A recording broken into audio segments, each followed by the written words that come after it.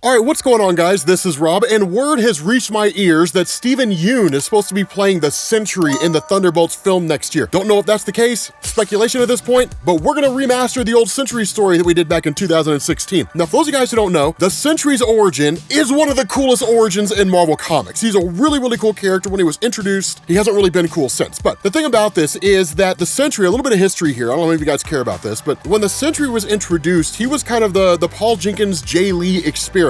And the idea behind this is that when his story was told, Marvel told it from the perspective that it was like this old Stan Lee, Jack Kirby story that nobody knew about, right? That nobody was aware. It was like discarded. So at the time when it was done, there was this great big huge marketing ploy and everything, and it kind of worked. People basically thought it was a reworked old Stan Lee story. So that's why the origin was so popular when it first happened. But the idea behind this, and you guys will see like the Stan Lee, Jack Kirby influence as we go through this video, but the way this opens up is it's literally just Robert Reynolds opened it like just waking up out of nowhere, right? And just shouting that like, quote unquote, he's back. Now, one of the things to know, and we'll talk about who he's talking about here in a second, the Sentry is one of the most powerful characters to ever exist in the history of Marvel Comics. He's ridiculously OP. And so as Robert Reynolds wakes up with this story, it's literally like his wife, like he woke his wife up in the process, and Lindy's kind of like, what's going on, and that kind of thing. And he kind of mutters to himself and says, nothing, you know, just go back to sleep. I need to let the dog out, that kind of a thing. And he just sort of chalks it up to the idea of the storm. But this is when stuff gets cool, right? Because he says, it wasn't just your imagination, it was real. You know it. How long has it been? Months? Years maybe? Could it have been that long? Everything seems so distant, as if you're coming awake from a perpetual dream.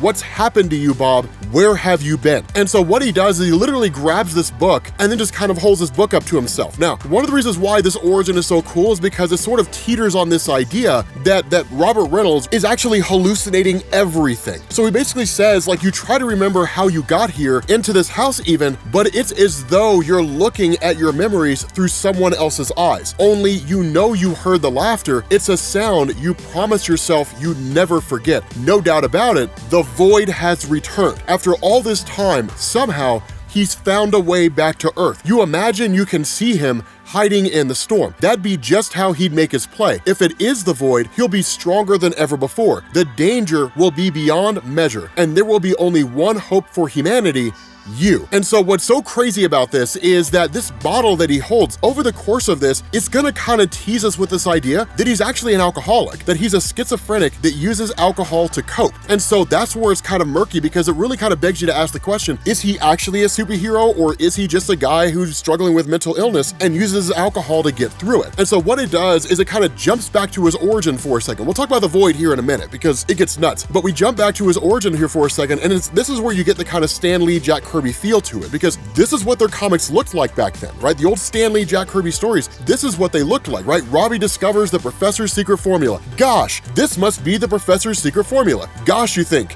this must be the Professor's secret formula. That's how those kinds of things were done, right? The cover, are you ready for the secret of the Sentry, that kind of thing. But it sort of jumps back and forth, because this old 1960s art depiction of the Sentry is kind of him recollecting on his own origin, right? His own history, that kind of thing. So he genuinely believes that all of this happened, right? He says, we must be vigilant, Watchdog. We're humanity's only hope. His pet dog is called Watchdog. And so it's one of these things where it's like suddenly a miraculous transformation takes place. The boy glows with an unknown energy, right? And it's one of those things where, like, as he's holding this bottle in his hand, it says, like, using his newfound powers, meek young freshman Robbie Reynolds, the Sentry, counters the blows swiftly. That'll put an end to your bullying, Buzz. It's that kind of thing, right? It's just the old school method of storytelling, because that's how Stan Lee and Jack Kirby told stories back then. They were a lot simpler. They were, to a degree, a lot more lighthearted, and really a lot less serious than the kind of stories that you see now. But through it all, Robert Reynolds is recollecting on this, right? He fashioned a suit for himself, right? This golden outfit that matched his name. He's the Sentry, this really powerful character, that kind of a thing. But the whole time, he's just drinking, right? And it says, like, your golden suit hangs in there untouched since the day you last wore it. If the void truly has returned, you'll have no choice, Bob. You're going to have to wear it again. You're going to have to become the Sentry. And then he says, the super soldier serum. It's been years since you drank drink it, it's been years. And so as he kind of takes a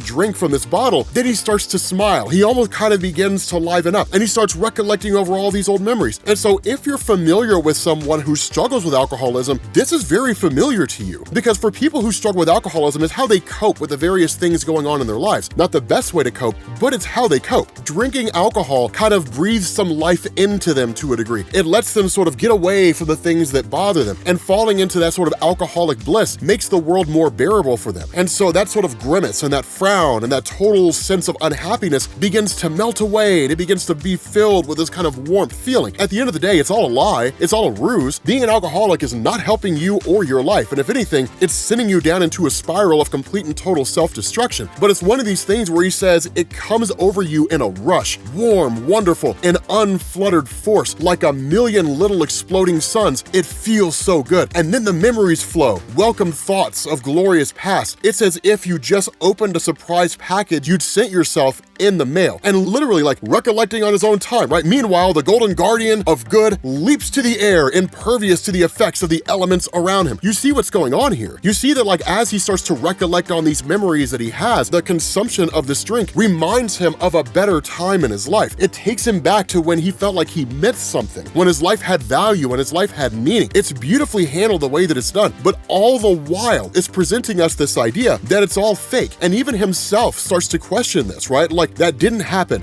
Did that happen? It was a comic book you read when you were a kid or on a TV show. None of what you saw was real, but the void is real. He has to be real. You know him almost as well as you know yourself. What's wrong with you? Why is it so hard to remember? And so that brings in the schizophrenia, because schizophrenia by definition is a person's inability to distinguish reality from fantasy. And so when you have someone like Robert Reynolds who's using alcohol to cope, and as he drinks this alcohol, these memories begin to come back to him of when he was a superhero and the void's coming back and all that kind of stuff. It seems like he's self-medicating by using alcohol. He even has memories where he teamed up with the Avengers to fight the void, and the void defeated all the Avengers, right? Like Captain America, Thor, Ant-Man, Iron Man, they all fell before the power of the void, and only Robert Reynolds could defeat him. Only Robert Reynolds could save the day. And so again, kind of flashing back to the present moment, he says something's happening, something indecipherable. You can no more describe it than swallow your own throat. It's there right in front of you. Why can't you see it? Who are you? And so that's the thing, because it kind of gives us this darker element to his character in saying that while the development of his powers came by way of a modified version of the super soldier serum, which we'll talk about here in a second, the truth about it is that it basically became a drug, right? Like he's literally told by quote unquote the professor, the more he uses the drug, the more he's going to want to use the drug, and the more he's going to have to use the drug. The dosage is always going to have to be upped every time he uses it, to the point that like he gets violent when there is no more serum left, or when he doesn't have the ability to use the drug. Whenever some kind of barrier gets in his way that could potentially prevent him from being the Sentry by consuming the serum in some capacity, he lashes out, exactly the way that you would expect from an alcoholic or a drug addict or something like that. The fix is the most important part of their life. It's the one thing they can't live without and the one thing they have to have. Talk to any addiction specialist and they'll tell you if the addiction is strong enough, they'll do whatever it takes to get it. Nothing matters more than getting that fix.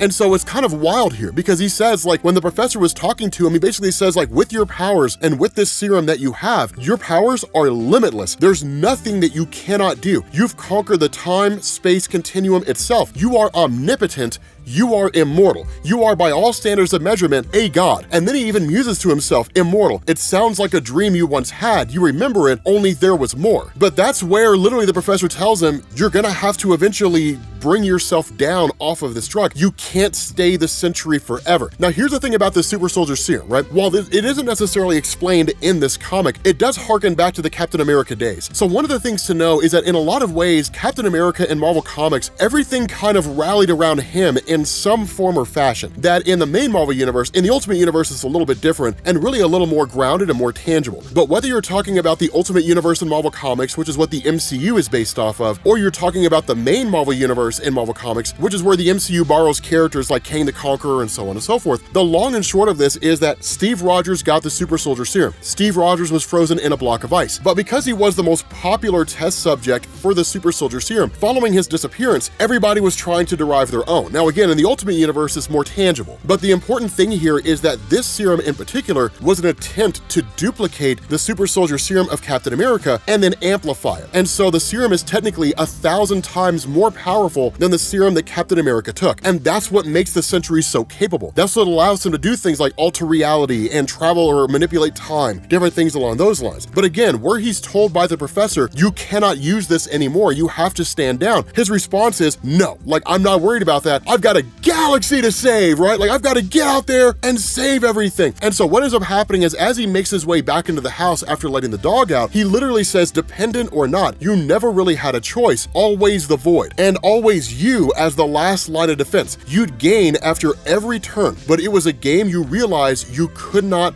win. And now he's coming back. You can feel it. It's not just your imagination, is it? And that again is where he starts to question himself. Is it really one of these things where he's imagining it all? Is it all just kind of a schizophrenic episode, right? Some kind of mental illness. And so as he just kind of keeps going through and musing to himself, he's drinking from the bottle, he's talking about the super soldier serum, how capable it makes him, how powerful he is, what he can do, all that kind of stuff. You see what's going on here, right? You see how we as the reader are sort of being toyed with by Paul Jenkins and Jay Lee. He's going insane. He's got schizophrenia. He's using alcohol to cope. None of what he's seeing is actually real. None of what's taking place is an actual thing. And so he's literally like, we must be vigilant. And this is where we really get hit with this sort of schizophrenic episode where suddenly like the dog manifests in this almost demonic form and then starts talking to him, right? You shouldn't have opened the door to me, Robert. I told you I would return. And when Robert Reynolds kind of lashes out and like, fires an energy shot at the dog, the response to the dog, which of course is basically the void manifesting, says, pathetic, you dirty little junkie. Did you really think you could send me away forever? And what then? No more Sentry to soothe humanity's fervid brow? That in this moment, the void presents himself as what appears to be a physical manifestation, but all the while we're kind of left to believe, is he again just imagining it? Is none of what he's seeing real? This is complicated by the fact that when Lindy comes in and sees Robert Reynolds on the ground, he had kicked the dog, right? So like the dog's not some demonic being or anything like that. It looks like it's Robert Reynolds just kind of having this psychotic break and like attacking his dog in the process. And so Lindy picks up the bottle and then looks at it and is like, you told me you stopped drinking, that you left it behind. All these little clues begin to kind of come to bear. The fact that he had the the bottle in a book. You talk to anybody who is a drug addict or who has been a drug addict or who has been an alcoholic, and one of the things they'll tell you is there's always a secret stash. But again, it's one of these things where like Robert Reynolds here is showing all the hallmark signs of a guy struggling with mental illness and using alcohol to cope with this mental illness. And Lindy coming in and saying like, I've had enough. I can't do this anymore. I can't be a part of you and your alcoholic issues. When she kind of says, well, I'm gonna go to my sister's and I'm gonna go spend time there for a little while, the response of Robert is, yeah, you should probably go. And that's kind of the breaking point for her because of course, in this kind of situation, she didn't actually want to leave, which really begs the question, why would you say that if you didn't mean it? But she didn't necessarily want to leave. She wanted Robert to tell her to stay. No, you gotta stay, you gotta stay, you gotta stay. That kind of thing. But ultimately, because he genuinely believes it's best for her to go because the void is coming back, he effectively destroys his marriage with Lindy, right? By literally sending her away. So it's kind of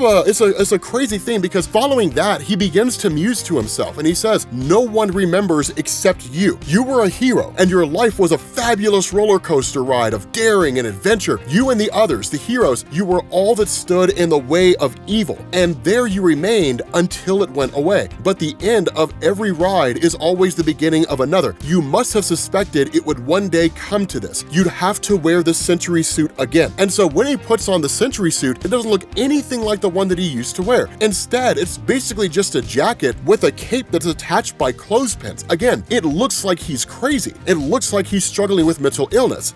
He's not, because what happens is as he makes his way out into the yard, he starts to fly, starts to levitate in space. And then following this, he goes and seeks out all the superheroes. I'm telling you guys, it's one of the best origin stories in Marvel. I mean, we're not done. We still have like 5 other issues to go, right? But it's really good. It's an amazing origin story and one of the best that was ever created in the history of Marvel Comics. So with that being said, guys, we're gonna bring this video to an end. Next week, we'll be back with issue number 2, and I will catch you all later. Peace.